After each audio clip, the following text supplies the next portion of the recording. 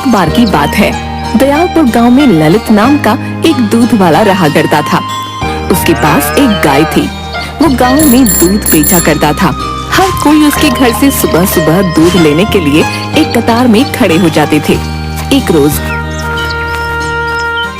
सुनो जरा, दूध निकालने वाली बाल्टियां देना, जल्दी करो, मुन्ना लोग आने ही वाले होंगे। मैंने पहले ही तबेले के पास बाल्टियां रख दी हैं। आप जल्दी से दूध निकालना शुरू कर दीजिए। ललित दूध निकालना शुरू कर देता है। धीरे धीरे लोगों की भीड़ बढ़ने लगती है। लोग आते और दूध लेकर चले जाते।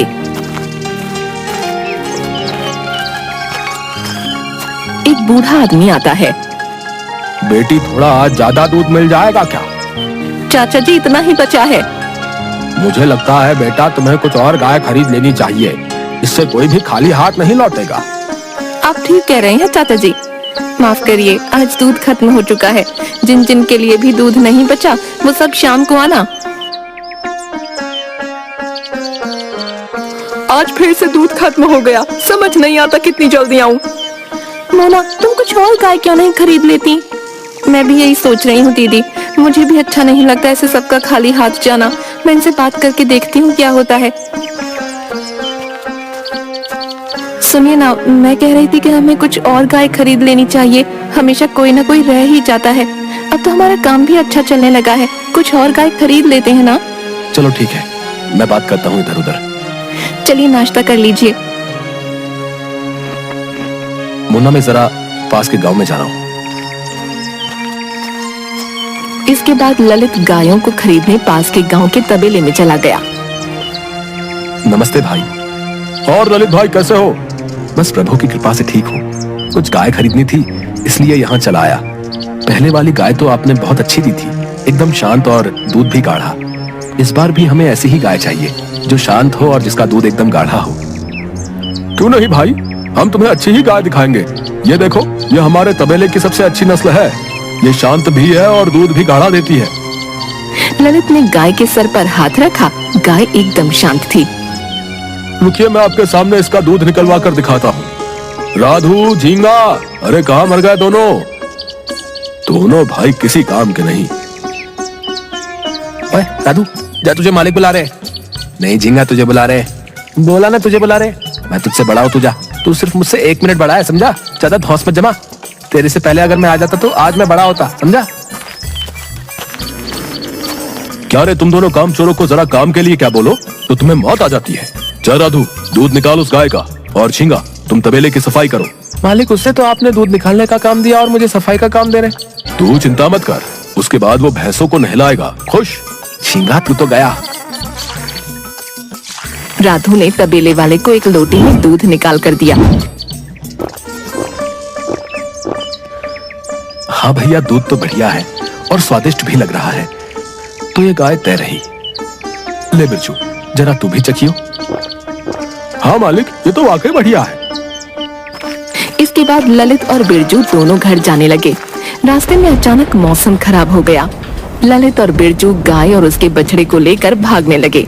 घर के करीब पहुंचकर, बिरजू, तू गाय और बछड़े को तबेले में बांध दे। ठीक है मालिक। मालिक, हाँ मालिक, बछड़ा नहीं मिल रहा है। ये क्या बोल रहे हो? बछड़ा कहाँ गया? मालिक, लगता है आते वक्त तूफान में वो मेरे हाथ से छूट गया। मोना, तुम इनको देखो, मैं उसको लेकर आता हूँ।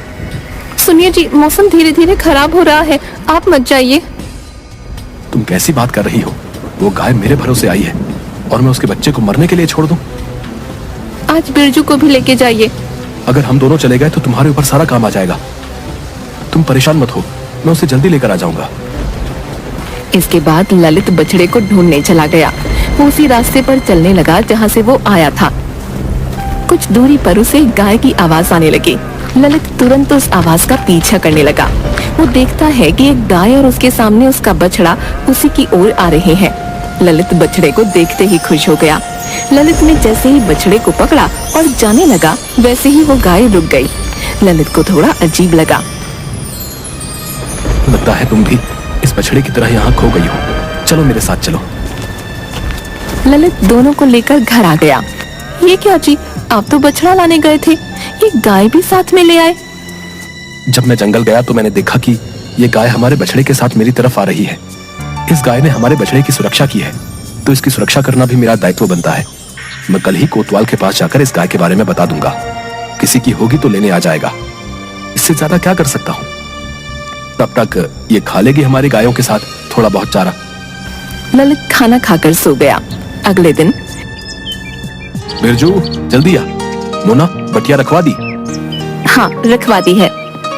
ललित और बिरजू दोनों गाय से दूध निकालने लग गए। भैया वो देखिए, वो बछड़ा उस गाय के पास चला गया।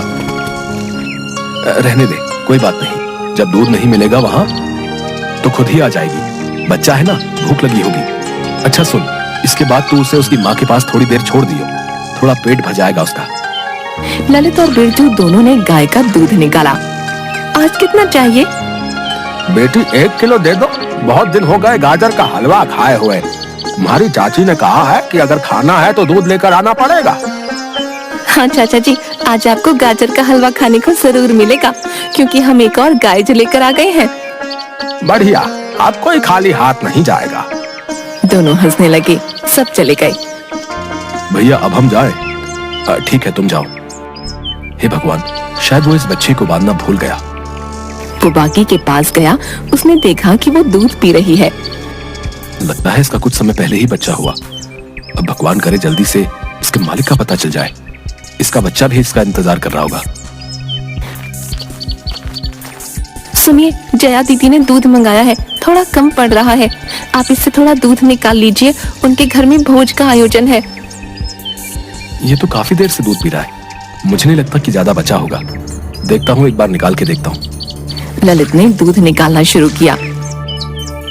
अच्छा सुनो, कोई बर्तन देना। बर्तन तो सारे भरे हैं। आप ऐसा कीजिए, तब तक इस बाल्टी में दूध निकाल लीजिए।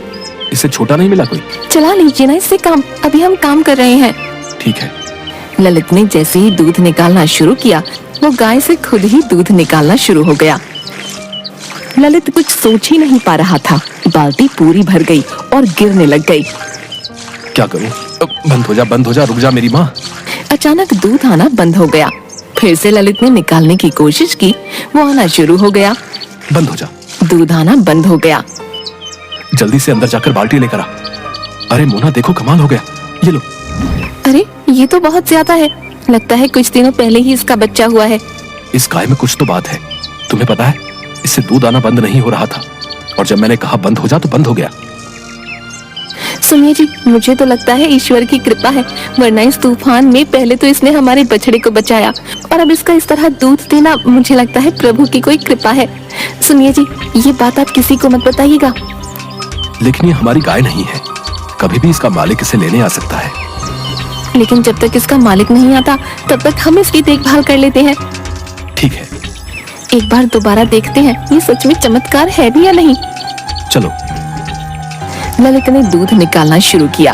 दूध अपने आप आना शुरू हो गया। मोना बर्तन लाती गई, बर्तन भरते गए। इस तरह मोना ने घर के सारे बर्तन भरवा दिए। इसे रोकने के लिए बोलिए आप। हे गाय माता, रुक जाइए। गाय रुक गई। आपके लिए रोटी लाया हूँ, आप ये खा लो। लगता है बड़ी समझदार है। सुनिए जी, क्यों ना हम आसपास के गांव में अपनी कुछ शाखाएं खोल लें। अब दूर दूर के गांव वाले तो हमारे घर तक नहीं आ सकते ना, तो हम उनके पास चले जाते हैं। और वैसे भी इतने दिन हो गए हैं, अभी तक कोई उस गाय को लेने नहीं आया। मैं तो कहती हूँ उसे प्रभु का आशीर्वाद समझिए और उसका सही इस्तेमाल कीजिए। मुझे क्यों लग रहा है कि तुम्हारे मन में कुछ ज्यादा ही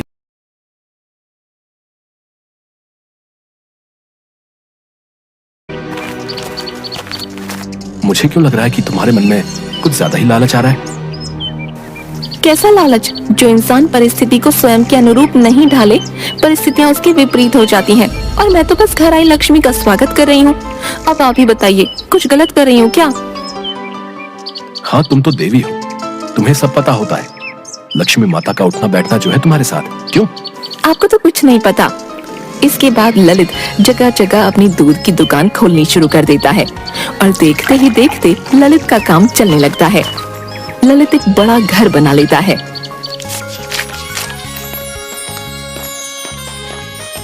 अब ये सब बंद कर दीजिए, इतना काम करेंगे, चलिए बंद करिए। ठीक है, लो कर दिया। कभी कभी सोचता हूँ कि एक वो दिन था जब हम सामान्य सा जीवन बिताया करते थे, और एक आज का दिन है। सब प्रभु की कृपा है। मैंने तो कहा ही था आपसे। देखिए, जिसे आप लालच कह रहे थे, आखिरकार समझदारी निकली ना। सही कहा तुमने। अगर उस दिन वो गाय हमें नहीं मिलती तो आज भी हम वही सब कर रहे होते। लेकिन ध्यान रखना, वो किसी की नजरों में ना पाए, वरना कोई भी उसे चुरा सकता है। बिरजू कहाँ गया? दूध गर्म किया या नहीं? लाता हूँ दीदी। लीजिए दीदी। ठीक है, अब तो जा, सो जा।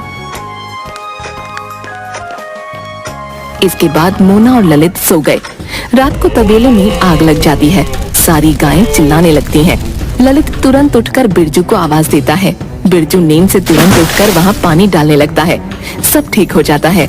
ललित गायों को दूसरी जगह ले जा रहा होता है। तभी वो देखता है कि जादुई गाय उनमें नजर नहीं आ रही। ललित मोना को सब बता देता है। अब क्या करेंगे हम? दूध कैसे पहुँचाएंगे दुकानों में? मैं ऐसा करता हूँ, कुछ समय के लिए दुकानें बंद कर देता हूँ। ठीक है, यही सही रहेगा। ललित सब जगह ढूंढता है। पूरी रात बीत जाती है। कुछ तो खा लीजिए। कैसे खा लूं, तुम ही बताओ। पता नहीं वो कहाँ चली गई। उसकी वजह से आज हम ये जिंदगी जी पा रहे हैं, और आज जब उसकी कोई खबर नहीं मिल पा रही तो तुम चाहती हो कि ये सब जानने के बाद भी मैं चैन से खाना खा लूं। ललित पूरा दिन उसे ढूंढता है, लेकिन वो गाय नहीं मिलती। थक कर ललित शाम को घर वापस आ जाता है। मोना ललित के लिए पानी लाती है, लेकिन तब तक वहाँ एक बूढ़ी अम्मा आ जाती है।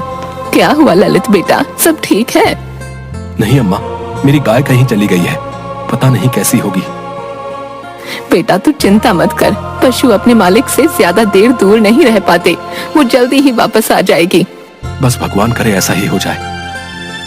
चल अब मैं चलती हूँ, फिक्र मत कर, सब ठीक हो जाएगा।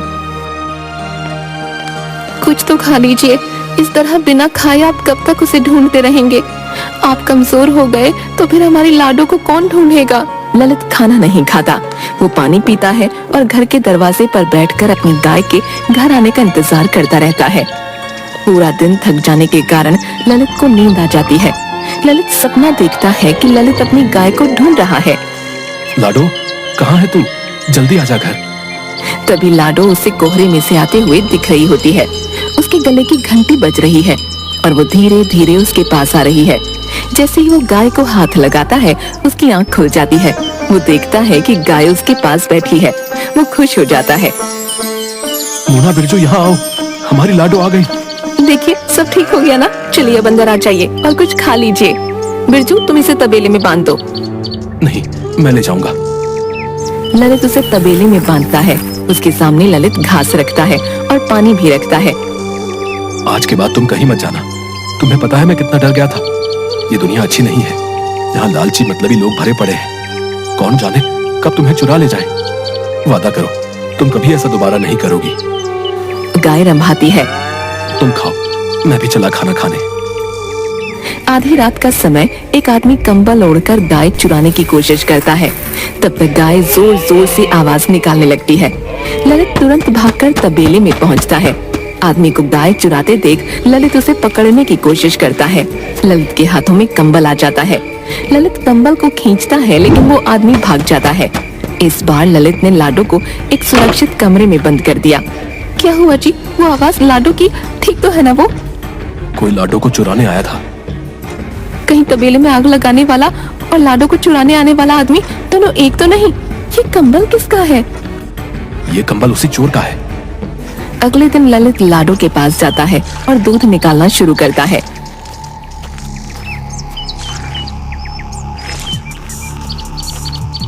बिरजू सुनो, आज तुम लाडो को जंगल चराने ले जाना। ठीक है मालिक। वैसे तुम कल कहाँ थे बिरजू? कब मालिक? जब रात को जोर जोर से तबेले से आवाजें आ रही थी। कौन सी आवाज मालिक? मैंने तो कोई आवाज नहीं सुनी। लगता है मैं गहरी नींद में रहा हूँगा उस वक्त। ललित बिरजू के पीछे जाता है और गले में जो माला थी उसे निकालने को कहता है। तो ये बताओ बिरजू, ये धागा तुम्हारी माला के हुक्म में कैसे आ गया? मालिक, कपड़े निकालते वक्त कई बार मेरे इस माला के हुक्म में कपड़े फंस जाते हैं। शायद इसी तरह ये धागा भी फंस गया होगा। ठीक है। ललित अंदर गया और वो कंबल लाया। तुम्हें ये कंबल और ये धागा दोनों एक जैसा ही नहीं लगता? और सिर्फ इस कोने में धागा खींचा हुआ भी है, और इस धागे का रंग भी इस कपड़े के जैसा ही है। ये कोई इत्तेफाक तो नहीं लगता। मालिक माफ कर दीजिए, ये सब मैंने मजबूरी में आकर किया है। कैसी मजबूरी? मालिक, मैंने कुछ लोगों से कर्ज लिया था। अपनी बहन की शादी के लिए कर्ज ना चुका पाने की वजह से उन्होंने मुझे मारने की धमकियां दी। मैंने उस दिन आपको और दीदी को बात करते सुन लिया था। मैंने सोचा कि मैं वो गाय बेच दूं, इससे मेरा कर्ज भी उतर जाएगा। कितना कर्ज लिया था उनसे तुमने? 50,000। शर्म नहीं आती? जहां तुझे हमेशा रहने को मिला, खाने को मिला, वहीं चोरी की तूने।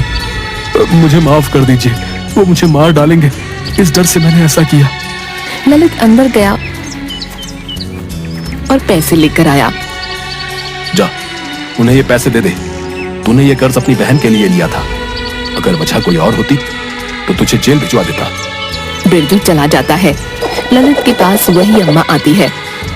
अम्मा, आप? बेटा, क्या हुआ? तू बड़ा परेशान लग रहा है। परेशान मत हो बेटा, वो गाय तेरे पुण्य कर्मों का ही फल है जो तुझे उस जैसी गाय मिली। मैंने देखा कि किस तरह तूने उस तूफान में अपनी परवाह ना करते हुए उस बछड़े की जान बचाने का फैसला लिया, और जंगल में अपने पशु के प्रति तेरा यही प्रेम देख मैंने इस गाय के लिए तुझे चुना। अब मेरी उम्र हो गई है, इसका ध्यान नहीं रख सकती, इसीलिए मैंने उस दिन तुझे वो गाय सौंप दी थी। अब सारी चिंताएं त्याग दे, और हाँ, जिस दिन तुझे तेरी ही तरह कोई नेक इंसान मिले तो उसे ये गाय दे देना।